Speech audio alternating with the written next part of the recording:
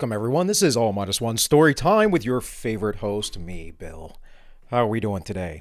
So, guys, if you aren't aware, this segment is a segment where I read great books from great influential leaders. Really, the point of doing this is to provide you all with information so that you don't have to go so far to look for it. And I like to read anyways, so why not share what I'm reading with the audience? So right now we are covering Klaus Schwab's The Great Reset. That is his corporatist, semi-fascistic stakeholder capitalism system in which he wishes to set up, and his selling point, and that the current pandemic is the reason we must implement this. Because if we do not implement this, the world cannot be sustained. Of course, all this has agendas of environmentalism and equity, that is, racial equity, and all kinds of other left-wing nonsense. So, without much further ado, let's get into it. We are at 1.2.2, growth and employment. Since before March of 2020, never had the world economy come to such an abrupt and brutal stop. Never before had anyone alive experienced an economic collapse so dramatic and drastic both in its nature and pace. The shock that the pandemic inflicted on the global economy has been more severe and has occurred much faster than anything else on recorded economic history, even the Great Depression in the early 1930s and the global financial crisis in 2008. It took several years for the GDP to contract by 10% or more and for unemployment to soar above 10%. Okay, let's correct the record here. The pandemic did nothing. The government shut everything down. The end. End of story. End of argument. This is not having to do with the pandemic. If people were sick, like we saw briefly in meat packing plants at the very beginning of this, there will be some supply line slowdowns, shutdowns, whatever. That lasts briefly. No one's talked about it since the beginning of this thing. The economic shutdowns are direct actions of the governors and the city councils, the county councils, board members, whatever they are in your area. That's what these are a reflection of. They have nothing to do with the organic need to shut things down because people were so sick and dying that they could not go to work. Right? We go back to the Great Depression. The Great Depression was prolonged by centralized economy, by centralized planning, by the government intervention. The economic crash of 1920 bounded right back up the next year, and the reason why is because there was no intervention, so the market could do its natural thing. Same with the financial crisis in 2008, which was completely invented by the government and the stock market and the businesses, and the need to give every American a home, even if it was $1 million home and they made $75,000 a year. Obviously, that was not a market force. That was centralized control economy, because anyone who understood anything about basic markets knows that someone who makes $75,000, $150,000 a year even cannot afford $1 million home. That's absurd. But that's the stuff that folks do because we have this crazy controlled economy. So with all that, his 10% numbers don't mean anything. Funny when the deregulation came, and there was still a lot of regulation, but when the deregulation came under Trump, how we had record unemployment lows. But see, these folks, they can't allow you to know the truth. They must keep you enslaved. And because you listen to the experts, you believe everything that they say. Let's continue. With the pandemic, disaster like macroeconomic outcomes, in particular, exploding unemployment levels and plunging GDP growth happened in March 2020 over the course of just 3 weeks. The coup inflicted a crisis of both supply and demand that led to the deepest dive on record for the global economy in over 100 years. again, I would disagree. I haven't seen the numbers directly, so we'd have to look at that specifically for me to have a full disagreement, like a real point here. But what I am saying is that it doesn't seem to be the case. It seems, once again, that the supply side of things had to do with we had outsourced the majority of our manufacturing to China, and much of the world had, and we weren't taking care of ourselves. And when you're relying on your potential enemy, the source of competition as far as world powers, to manufacture everything for you, you might come to a position where they decide, hey, we're going to cut you off. Which we saw happen.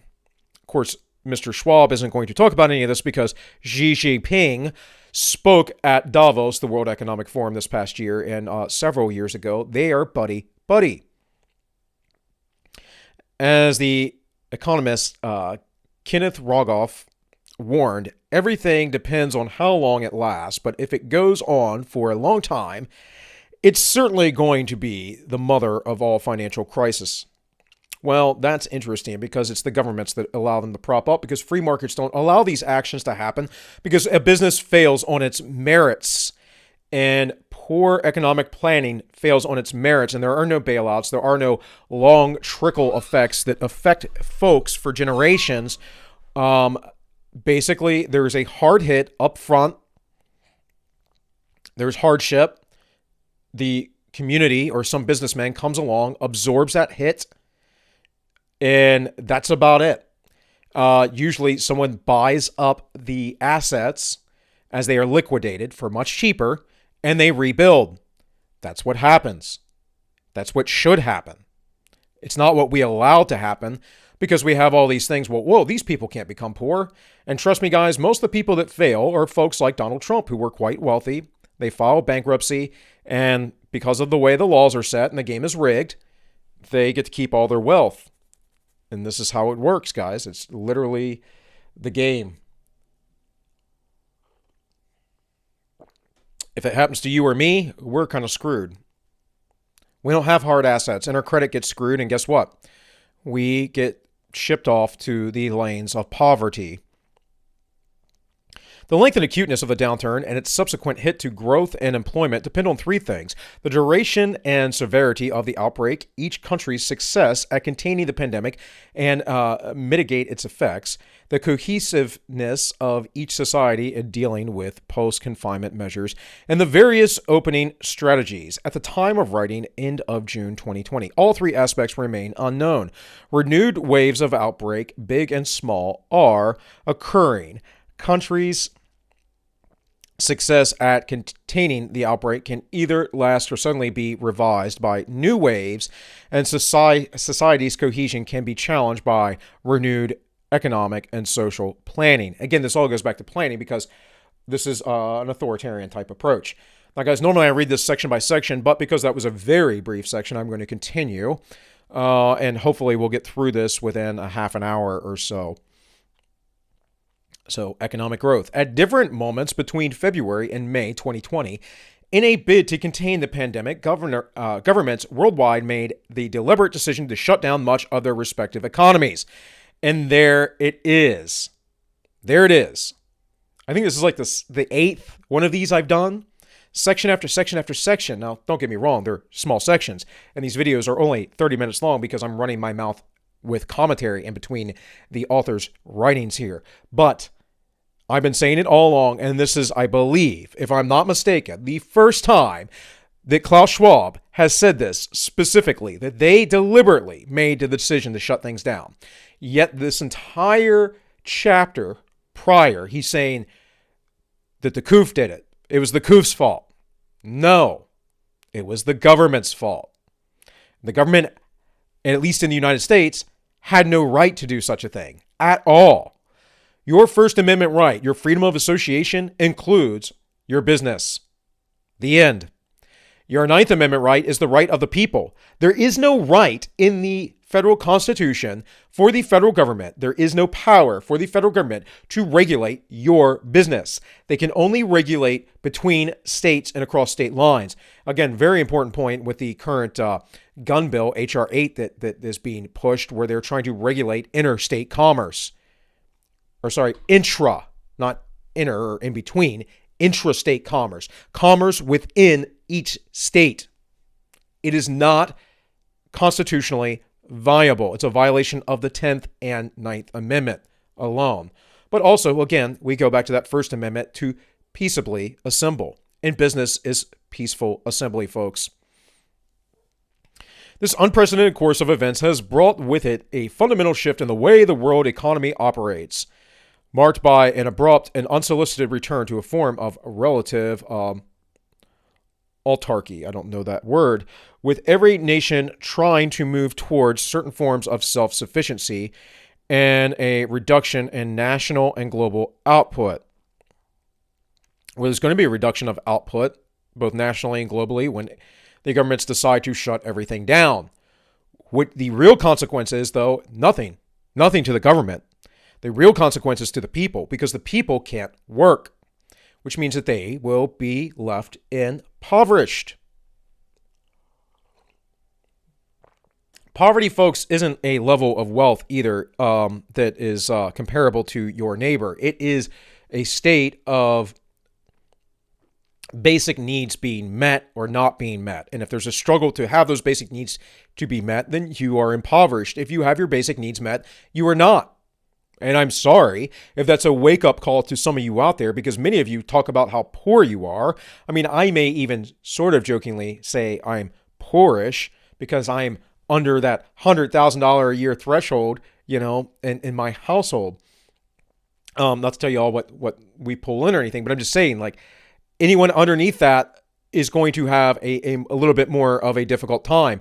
About 10 years ago, they said once you hit about 80 grand, that you are not worrying about bills anymore. Your needs are met. Unfortunately, though, that number has changed drastically as we have hit a large amount of inflation, and will hit a ton more as the Board of Governors in the United States of the Federal Reserve have printed more money than they have ever printed since Bretton Woods was disposed of by Nixon back in 1970 or 71, whatever that was specifically. I think it was 1970. We are not in a good spot as a nation, and Europe probably will not be doing much better as they are having their own economic issues and dealing with their own centralized government within the European Union. In any case, this self-sufficiency idea should have always existed, because you must be self-sufficient. To rely on your neighbor is absurd. To need your neighbor's help and to have a symbiotic relationship is something different. But you should never be completely in symbiosis with somebody, if you would, unless it is your family, your wife, or your children. And the reason for that is because, again, at any point, things happen. Relationships can change. People move away. Disasters. All kinds of things. And honestly, worst comes to worst, people pass. Death happens. So you must always be prepared within yourself as well to take over and do what you must. And we don't think like that anymore because we have so much luxury. We have people that live in luxury in this nation who literally believe that they are impoverished because they have never been to third world nations. I was a young 21-year-old man, or 22-year-old man, forgive me, in Iraq, and recall driving through the countryside and just seeing the poverty there.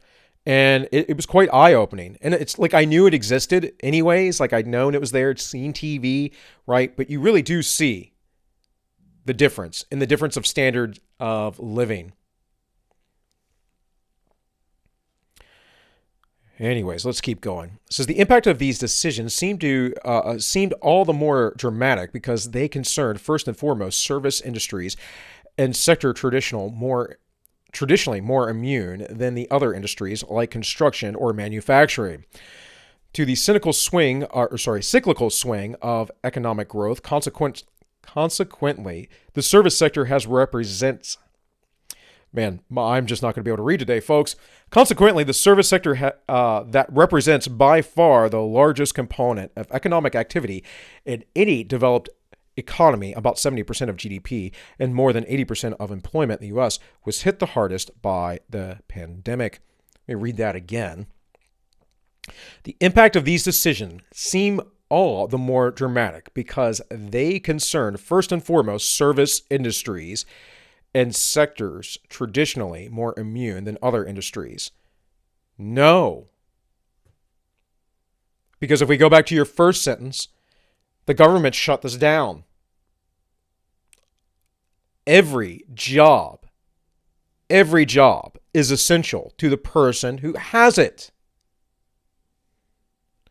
The gaslighting, the brainwashing is just par excellence, folks. Consequently, the service sector that represents by far the largest component of economic activity in any developed economy, 70 to 80% of the U.S., was hit hardest. Why? Because of arbitrary rules. The service sector, unfortunately, is the largest portion, has been for decades, of the United States. That's an unfortunate issue because service sectors don't pay as well generally. And two, it means we're not manufacturing, guys. And let me tell you a little secret in case you don't know it. We don't want to manufacture. We want to outsource because we want to be weak. This is why the Keystone Pipeline was shut down by Joe Biden after he said he wasn't going to do that. It also suffered from another distinct characteristic contrary to manufacturing or agriculture. Lost revenues and services are gone forever. They cannot be deferred because service companies don't hold inventories or stock raw materials. Exactly. There's no real true commodity there. A service can only be attained in the moment. This is commodity standards are my biggest argument. I'm not telling anyone not to invest, but my biggest argument against Bitcoin. I'm not saying it's not a good idea, maybe, sort of. It's definitely outside of the U.S. monetary supply, but I'll tell you this. It's not a commodity. It's digital. And I'm kind of with Peter Schiff on this stuff, where at any point the digital side of things can just be destroyed. And it has been. There are people that I know that have lost Bitcoin, that it's on some computer somewhere.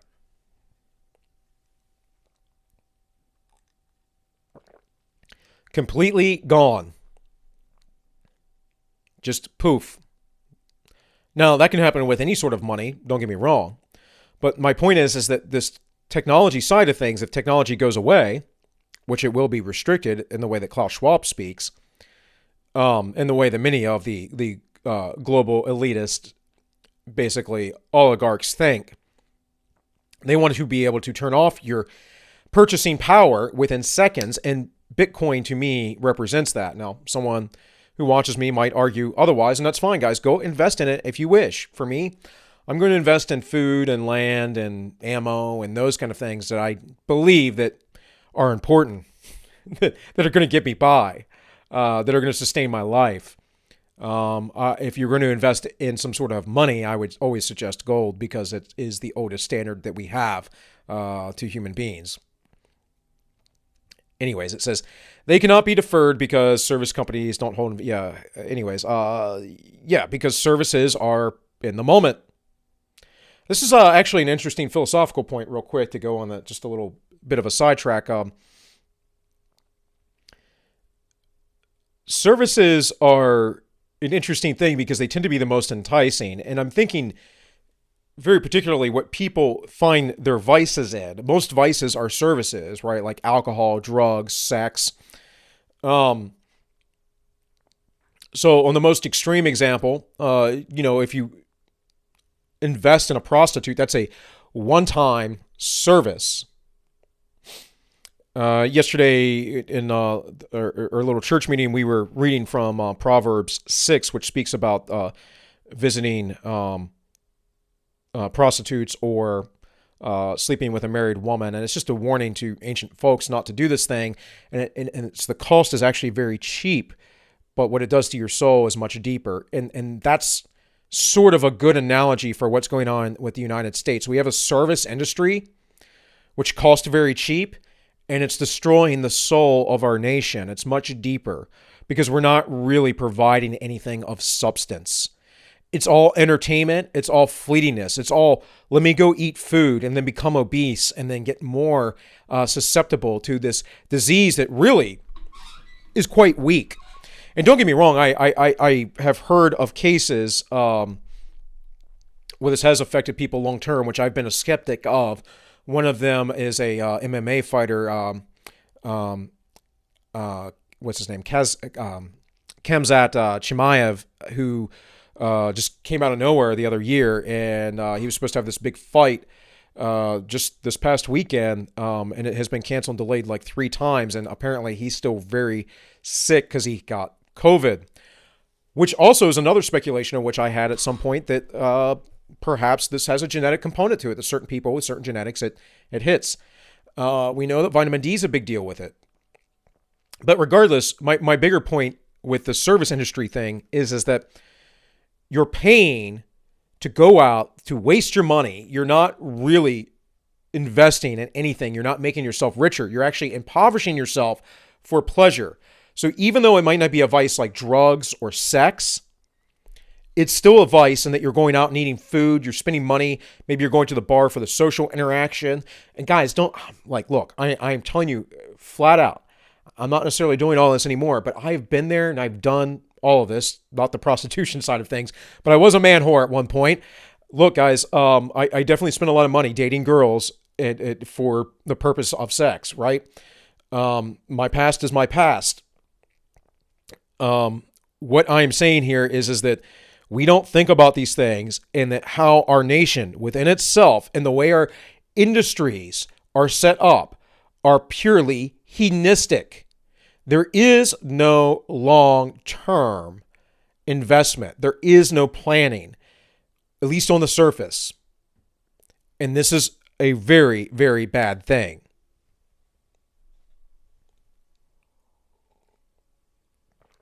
Service industries are great for entertainment, but it shows you that we live in a luxury society, because there is no society that has a great amount of poverty that enjoys a service. And I guarantee you, there might be a few people like struggling parents with many children. Of course, I would say that they were irresponsible in having them children, but then you gotta take on your responsibilities once those things happen, even if you didn't plan them. But for the most part, even not very wealthy people in the United States, people who we would consider under the poverty line, can still get services and conveniences, and they often do with drugs and alcohol, and they often do with fast food and other things. And again, this stuff does not serve our spirit and our soul. It does not build up our bodies, and actually makes us more sick. It makes us less healthy, and as I've been trying to say, it destroys our soul and our spirit. It is actually a backwards system. All right, let's keep going. Several months into the pandemic, it looks like even a semblance of return to business as usual for most service companies is inconceivable as long as the COOF remains a threat to our health. This in turn suggests that a full return to normal cannot be envisaged before a vaccine is available. When might that be? According to most experts, it's unlikely to be before the first quarter of 2021 at the earliest. Well, this is a little book that was released, I believe, in June, the end of June or July. So obviously we have numerous prophylactics. They're not actually vaccines. Don't ban me, Susan, wiki, because that is the truth. The word vaccine has a history and a reason, an etymology behind it, and these are prophylactics. They don't fight the virus with the virus, so it's something different. It actually supposedly boosts your immune response.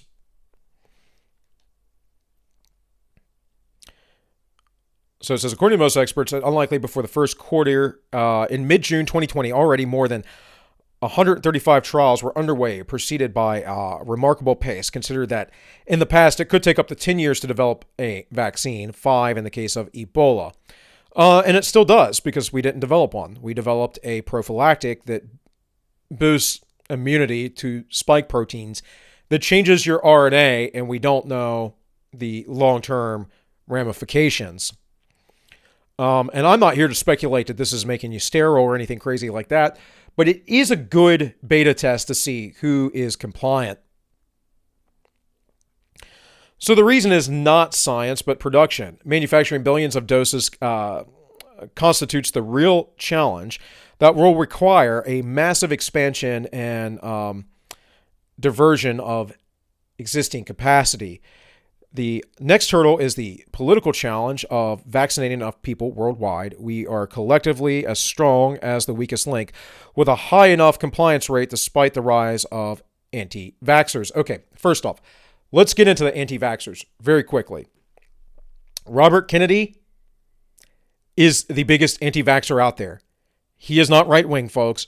He is a leftist. Now, I would say he's a moderate leftist. He's a maybe blue dog Democrat. I don't think he's really a blue dog, though, so he's a little bit toward the progressive side, and he is the biggest anti-vaxxer. And all of a sudden, the narrative is, oh, it's all right-wing conspiracy theorists.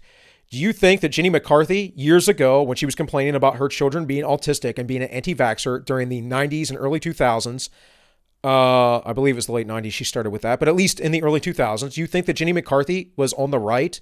No. She was dating Jim Carrey at the time. They're leftists, folks. Has that crept into what's on the right? Yes, because there's been a crossover because people are realizing that the political divide is mostly a false dichotomy.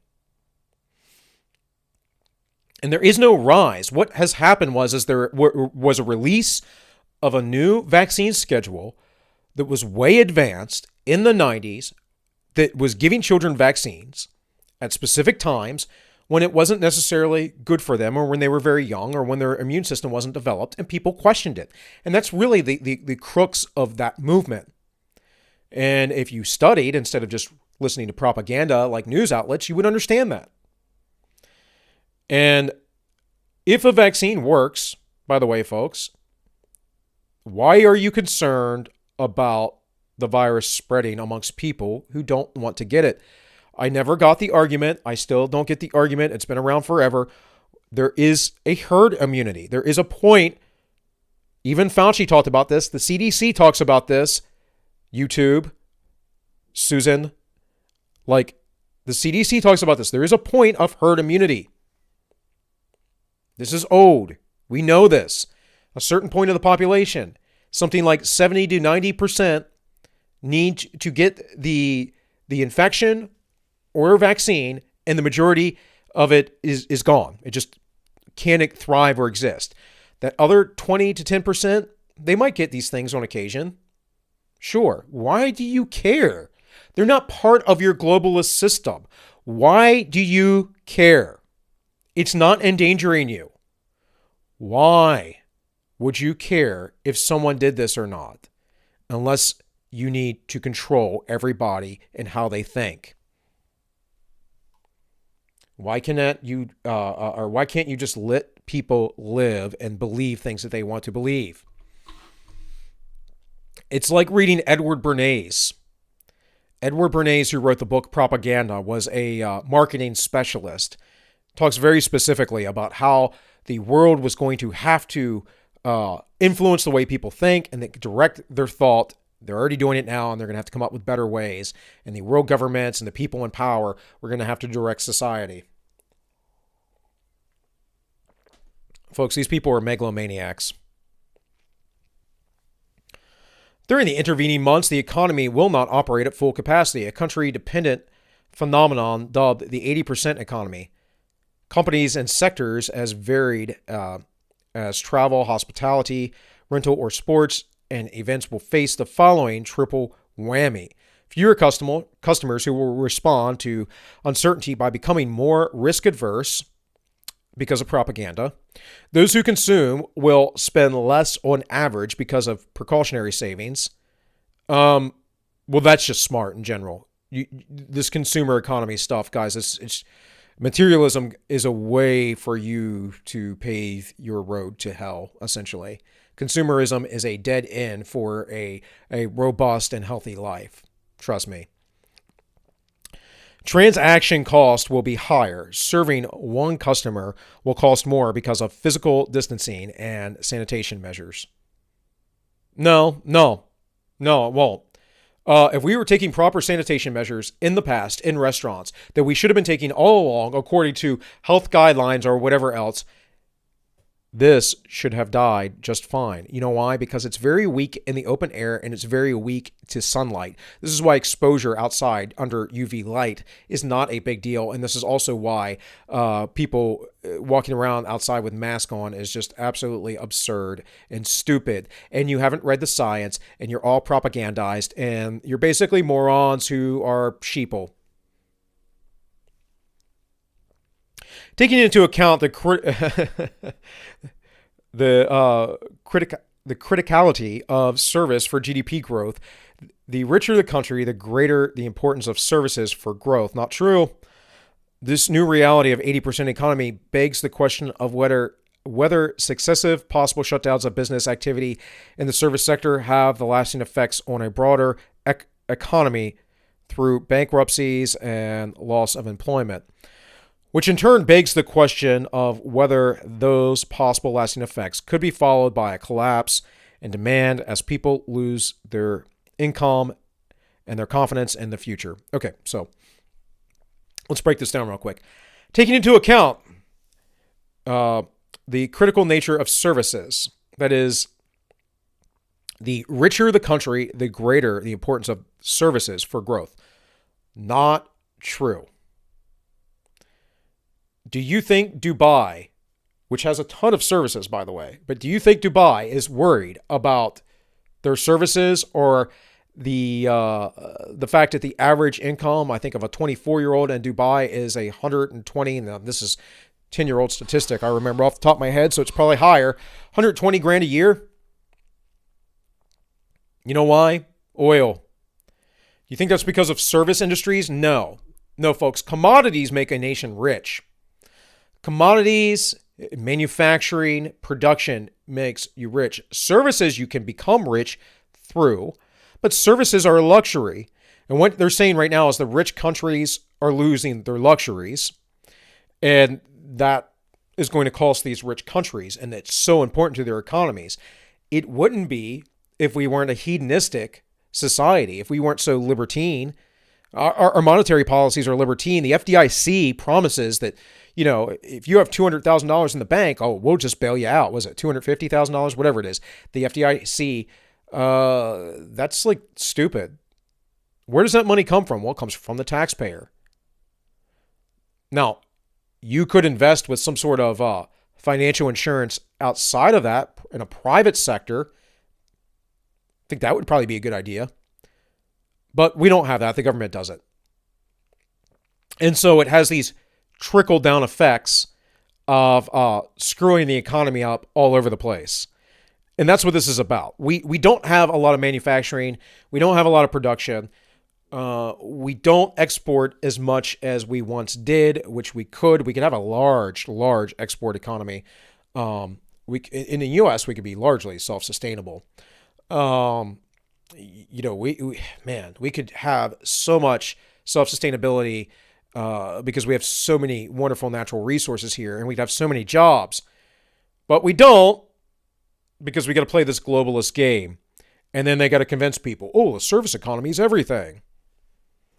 It's really not. In fact, the service economy is more likely to keep you poor. Trust me, everyone I know that is quite wealthy, and I have family members who are quite wealthy. They work for like contractors that manufacture stuff. You know, they make stuff. One in particular, works for like Lockheed and all. They make weapons and government contracts and whatever. And does global sales marketing stuff. That's a service economy, but it's manufacturing something. It's not Applebee's, folks. It's not putting food in front of you because you didn't want to cook dinner tonight. My Lord, I cook often, or my wife does. It takes time. I get it. Time is money and whatever else. But getting back to simple, old-fashioned ways, I'm telling you, is way better. My dishwasher broke today or last night or whatever. We use it a lot, but often I hand wash stuff. It's just convenient to use a dishwasher. But that's a luxury, folks. Time to get back to hand washing. It's just how it goes. You improvise, you overcome, and you adapt. All right, let's get finishing up here because I'm at like 35 minutes, I think. Such a scenario will almost inevitably lead to a collapse in investment among business and a surge in precautionary savings among consumers with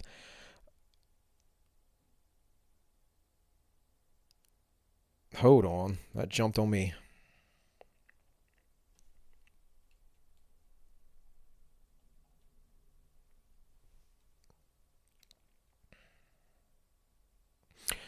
All right. With fallout in the entire global economy through capital flight, the rapid and uncertain movement of large amounts of money out of a country, which tends to exacerbate economic crisis. Well, why would it exacerbate economic crisis, though, if we're in a global economy?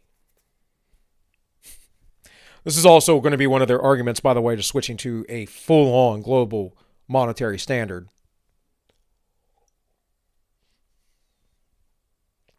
It's going to streamline everything. It's going to make it simpler. And therefore, we don't have to worry about these different exchange rates. And we don't have to worry about losing money in this nation versus that nation. It's just going to be global. This is also why the hardcore conspiracy folks, the people that are into UFO and alien stuff are all like, I'm just waiting for aliens to come. That's the next thing. That was the thing all year last year, right? Just waiting for the aliens to arrive. Because that's the real call to globalism, folks. When the aliens come, that's going to be it. And I'm not saying aliens are coming or anything like that. I'm just saying that those are the things out there in those spheres. According to the OECD, the immediate yearly impact of the economy having been switched off could be a reduction in the GDP in the G7 countries between 20% and 30%. But again, this estimate depends on the outbreak's duration and severity in each country. The longer lockdowns last, the greater the structural damage they inflict by leaving permanent scars in the economy through job losses, bankruptcies, and capital spending cancellations. As a rule of thumb, every month that large parts of the economy remain closed, annual growth might fall by a further 2% points. And what he's making the case here is we can never come back from this. And that's just absurd. That's not how economics work. It's not how wealth works, wealth creation works. It just doesn't work this way, guys. Yeah, things falter. There is hard times briefly. And if you leave them be, people pick right back up. The hard times, though, that we are seeing, these are like 95% or more, literally, probably 98% or more, manufactured by governments. If someone had to take off work for a few weeks because they were sick or quarantined, I had a buddy, couldn't go back to work, kept testing positive for the coof. We went out, watched some UFC fights at Wild Wings the other week because he was done and over with it. But I kept testing positive for it. Lives with his girlfriend, never tested positive once for it. She had to stay home from work too. So yeah, there's that. But who's requiring people to stay home from work because of it? As far as I know, my buddy had no symptoms whatsoever. He's perfectly fine. I think his stomach was a little messed up, but he was perfectly fine. I have another buddy, Kizza GT, who's over on Yiz the Eunuch's Corner Club every Friday, helps her co-host, and he's been on our show numerous times, The Ends Justify the Memes. He had it the other week. Seems to be perfectly fine. Now, he had to stay home. Again, though, other people's regulations. And I'm not saying you shouldn't stay home. If you're ill, stay home, guys. I hate this idea. I used to work for a sheriff who was a tyrant, and everyone in the department, they had no idea what leadership was, and they wanted you to come to work. If you took a day off work, they punished you. And people always got sick. I worked in a jail. Wasn't a big jail, but it was big enough, several hundred people. I mean, you're interacting with folks. It's closed, confined quarters, bad ventilation, and when someone gets sick, everybody gets sick. And yet they still write you out and punish you over it. What are you supposed to do? Come into work and get everyone sick? It's bad policy, bad leadership. But that's kind of my point about all that is like on one end or the other, like you should be as an individual able to make your own decision if you can go to work or not. And you might say, well, Bill, but this is the worst pandemic ever. And of course it's not. But you might say, what about the people that might die? Well, they can stay home then.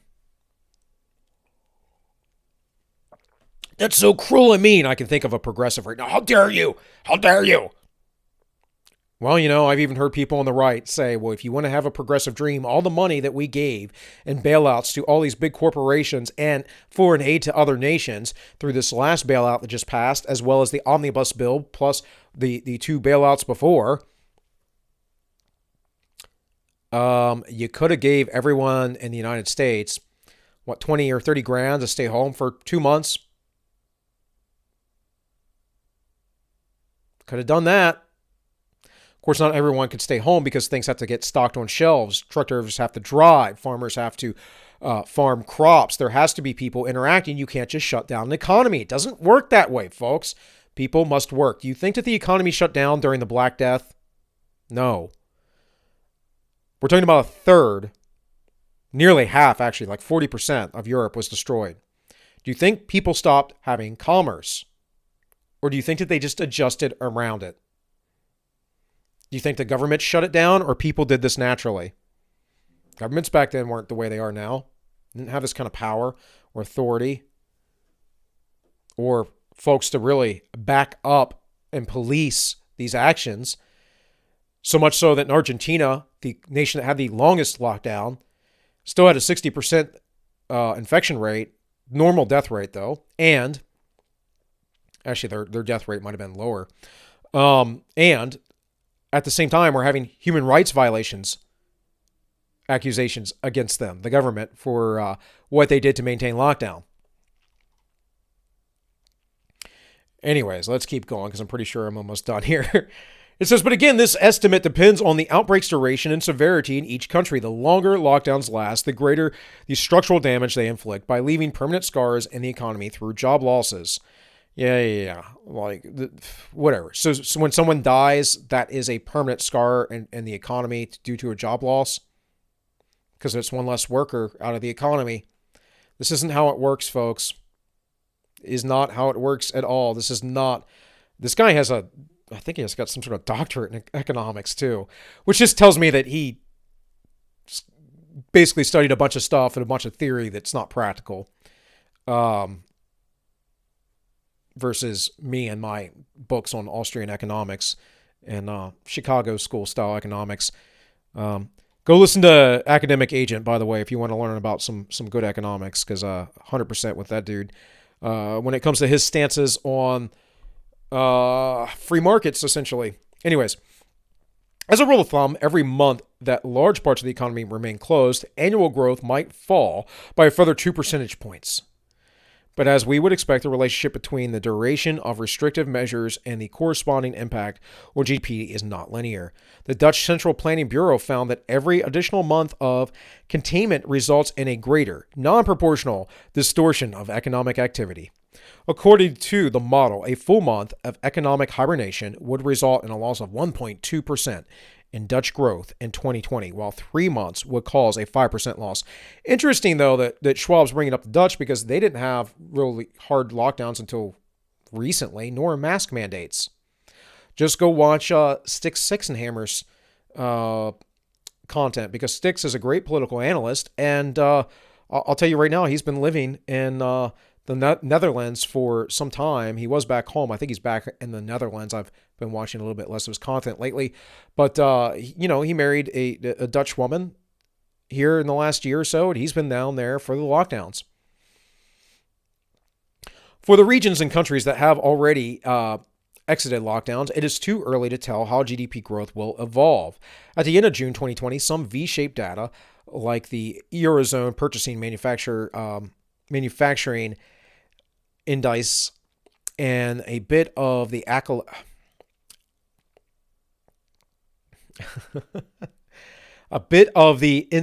anecdotal evidence generated a stronger than expected rebound narrative. But we should not get carried away for two reasons.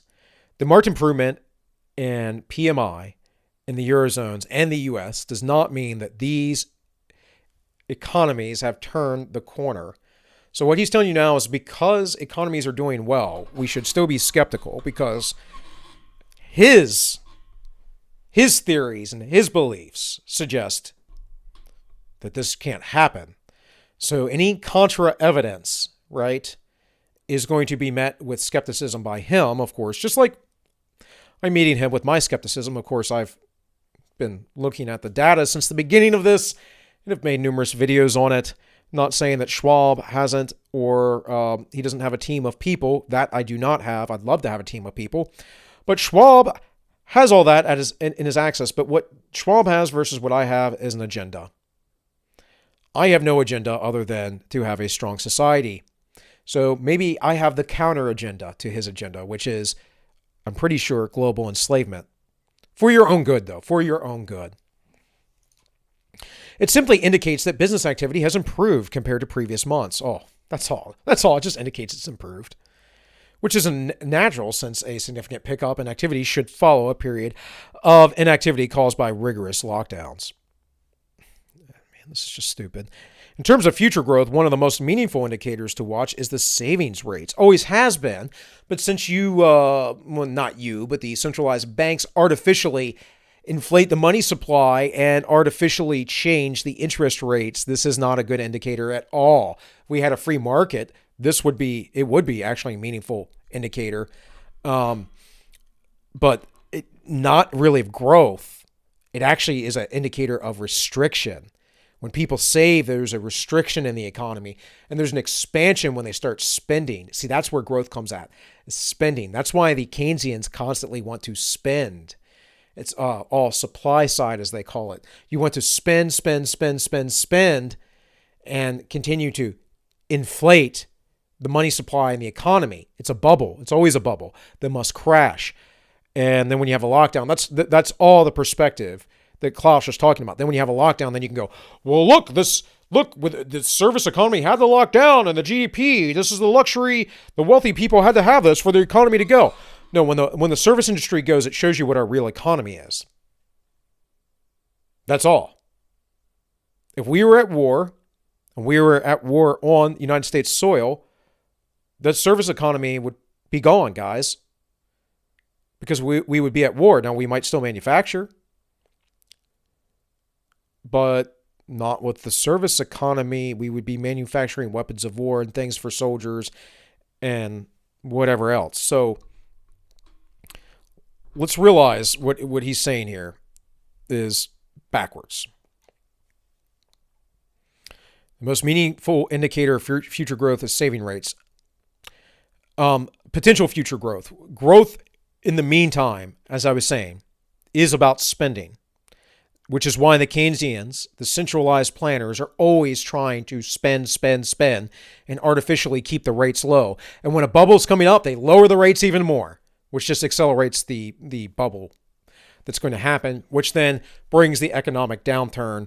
And if you want to read about this, guys, go look up Ludwig von Mises and go look up his burst bubble economy cycle and how he sees how centralized banking does this. He won a Nobel Prize in the 70s, I believe, over this, and taught here in the U.S. for quite a long time and has some of the most sound economics out there. In April, immediately during the lockdown, the U.S. personal savings rate climbed to 33%, while in a Eurozone, the household savings rate, calculated differently than the U.S. personal savings rate, rose by 19%.